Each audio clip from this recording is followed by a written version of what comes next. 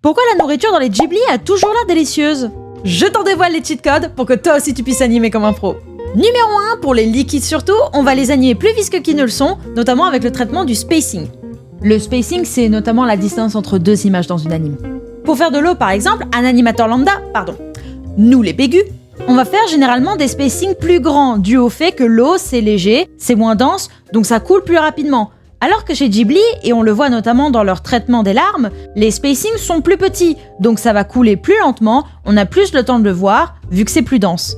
Ce qui veut dire qu'en pratique, à ce stade, ta soupe c'est plus une soupe, c'est carrément un bouillon de porc. Numéro 2, les reflets sur les aliments sont tellement brillants, limite ils ont abusé du highlighter quoi. Quand on colorise de la nourriture en anime, ce n'est pas rare qu'on se cantonne à la formule couleur de base, une ombre, et puis c'est tout. Bon après, ça dépend des productions et des styles, mais ici, dès que c'est possible, on va mettre des highlights, ou le point le plus illuminé d'un élément, si ce n'est notamment sur les films les plus récents, plusieurs. Plus une surface reflète la lumière, et plus elle donne cette impression de fraîcheur et de propreté. Ce qui m'amène à mon numéro 3, les plans sont animés sur le principe de, et je vais probablement l'écorcher, washoku.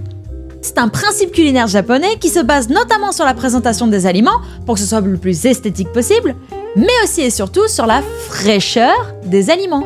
Tu vois pas juste des œufs cuire dans une poêle, tu le vois être craqué et cuit en temps réel. Tu ne vois pas juste un pique-nique avec des beaux sandwichs, tu vois les tomates être cueillies et coupées. Vu qu'on voit les étapes de fabrication en temps réel, non seulement on fait comprendre que c'est fait maison, mais en plus ça crée un attache émotionnel. Parce que ça rappelle notamment les dimanches chez mamie ou les réunions familiales par exemple. Ça rend nostalgique. Si jamais t'as des questions, n'hésite pas à le dire en commentaire et n'hésite pas à follow pour plus d'animes.